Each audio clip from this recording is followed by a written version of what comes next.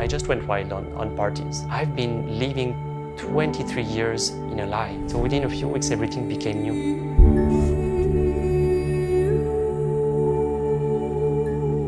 I was born in a loving family in France, and from childhood, I was always well surrounded with my family. I had a lot of love.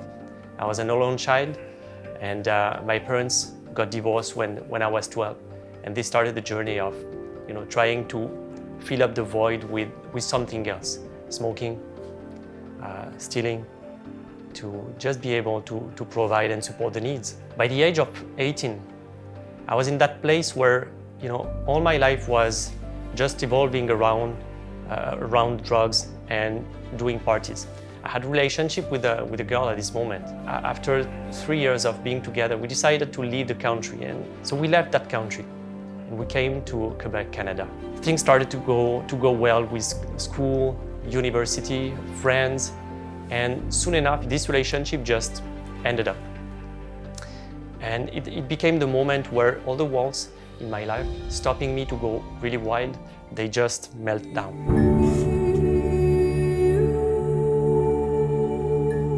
I just went wild on parties and with girls and drugs and alcohol.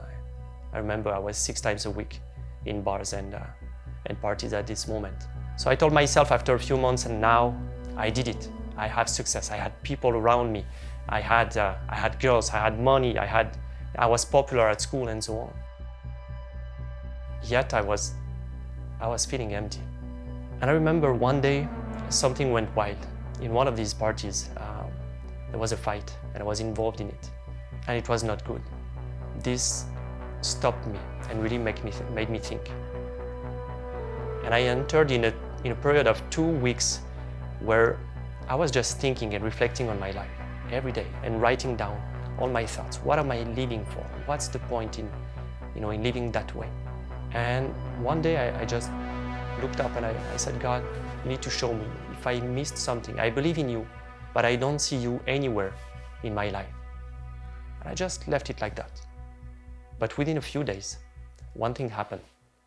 I was coming out of school, of a classroom, and I saw a woman, a young woman who was sitting down before the entrance of the university. And we just engaged in conversation, and we became friends. And eventually she came to share her faith with me.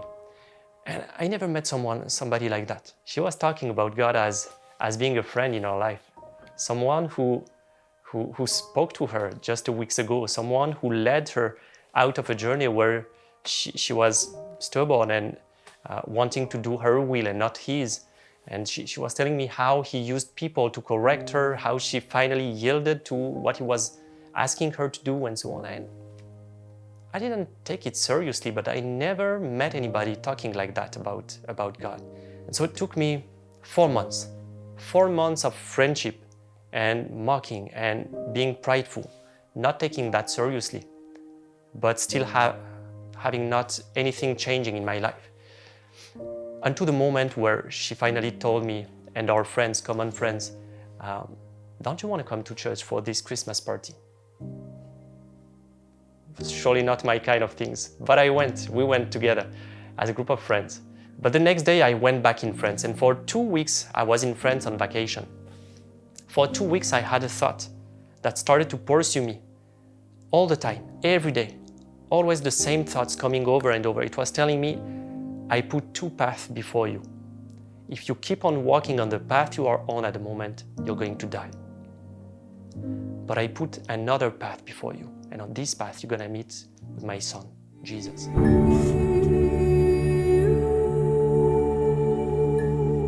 When I came back to Quebec, I decided to take the choice of following Jesus. So I got given a Bible. I was feeling, as I was reading it, I was feeling like I've been living 23 years in a lie. And if this is truth, I need to change the way I think.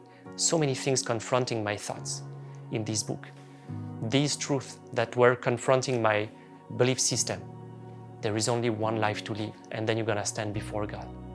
It was confronting me to the core. Somebody gave to me another verse telling me, young man, you can live the life that you want, according to the passion of your eyes, to the desires of your heart. But know that thing that for everything you do, God is going to call you in judgment at the end of your life. If that was the truth, I told myself, if I stand before God today, it's for sure that I don't pass the test. After 2 weeks of reading that book, here I stand in a parking lot in my car.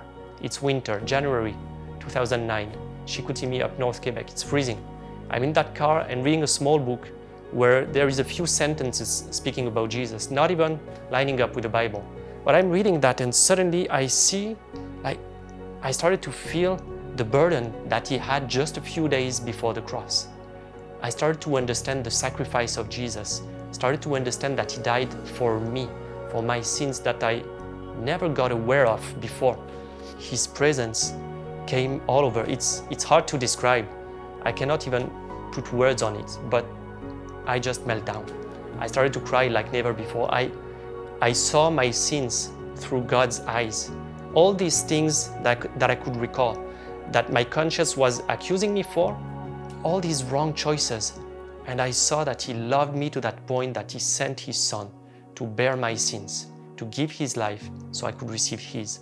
I understood the cross at this moment. Few weeks following that moment, conviction came like day by day, like shining light in my heart, in my thoughts, in my motives, in all the attitudes I cultivated for years. And this light was shining down in my heart and showing me, no, this you don't want to do anymore. This you cannot do anymore. I couldn't steal anymore. I couldn't smoke anymore. And I felt God was patient. It's the way he was showing me to renounce. I had so many things. All the content in my computer, all this content was stolen. And so day by day, weeks by weeks, these choices, the conviction became unbearable to the point where, okay, let go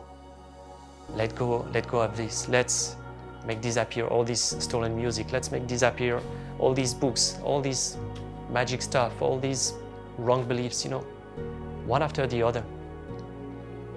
And something new happened at this moment. A new peace came forth in my life. A new relationship with people around me too. I discovered that all my relationships, they were based on a lie. They were based on just a lifestyle, a desire to party, but nothing was really meaningful in all these relationships. And so the moment I stopped consuming drugs, selling it or taking it, I saw all these people I was calling friends and suddenly, fading away. 1.5 months after this moment in my car, this encounter with him, I was baptized in water. And this day, everything's changed. I made this decision that I will follow him, that I wanted to be a good ground. From that moment, I would say, God, it was like he was so close that I would pray and see his answers to my prayers coming just within a few days. I would read the Bible. It was like the word were coming out of the Bible and really speaking to my heart and deposit conviction, revelations. I had this hunger to pray, to spend time with him, to surround myself with new friends who were believers as well. So this person who shared the gospel with me, I discovered I had feelings for her, and she had too. We got married 1.5 years after, and we are now this family with 4 children. We've been married for 10 years, and I couldn't have ever imagined that the Lord would do such a thing in my life.